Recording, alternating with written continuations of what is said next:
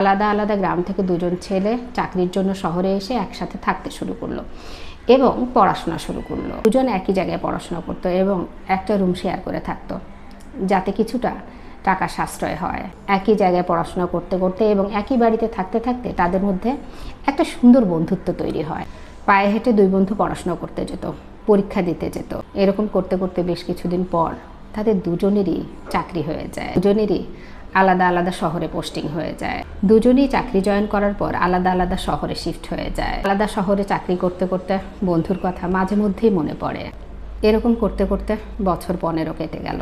15টা বছর পর দুই বন্ধুরই মনে হলো, না, অনেক হয়েছে চাকরি, আর ভালো লাগছে না, এবার নিজের কিছু শুরু করা উচিত। এই ভেবে দুজনেই একটা ব্যবসা শুরু করলো, মানে স্টার্ট আপ শুরু করলো। দুজনেই আলাদা আলাদা ব্যবসা শুরু করলো। একজন বন্ধুর ব্যবসা রমরমিয়ে চলতে শুরু করলো এবং সে এক বিশাল কোম্পানির মালিক হয়ে গেল। আর এক বন্ধুর ব্যবসা একেবারেই চললো না, অর্থাৎ সে সাকসেসফুল হলো না। এবার যার ব্যবসা চললো না, সে আর এক বন্ধুর কাছে গিয়ে বলল, হ্যাঁ রে, তোর তো বিশাল এক কোম্পানি, এত সুন্দর ব্যবসা চলছে, তোর কোম্পানিতে আমাকে চাকরি দিবি? এখন অপরজন বলল, নিশ্চয়ই, বন্ধুর জন্য বন্ধুর কোম্পানিতে চাকরি থাকবে না? তুই আমার কোম্পানিতে চাকরি কর, আমরা আবার আগের মতো দিন কাটাবো, আমাদের বন্ধুত্বটাও আবার আগের মতো হয়ে যাবে। এবার সফল ব্যবসায়ী বন্ধুটি অপর বন্ধুটিকে তার কোম্পানিতে চাকরি দিল এবং তাদের বন্ধুত্ব আগের চেয়ে আরও গভীর হতে লাগলো।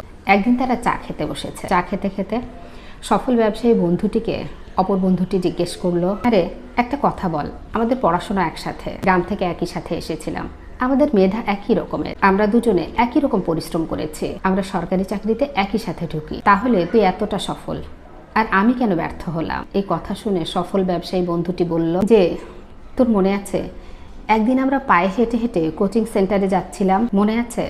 আর সেই দিন বাড়িতে ফ্যান চালিয়ে দিয়ে এসেছিলাম। এই কথাটা শুনে বন্ধুটি বলল, হ্যাঁ মনে আছে তো, বাড়িতে ফ্যান চলছিল। তখন সফল বন্ধুটি বলে, মনে আছে তোকে মাঝ রাস্তায় এসে আমি বলেছিলাম যে আমরা ভুল করে ফ্যানটা চালিয়ে দিয়ে এসেছে?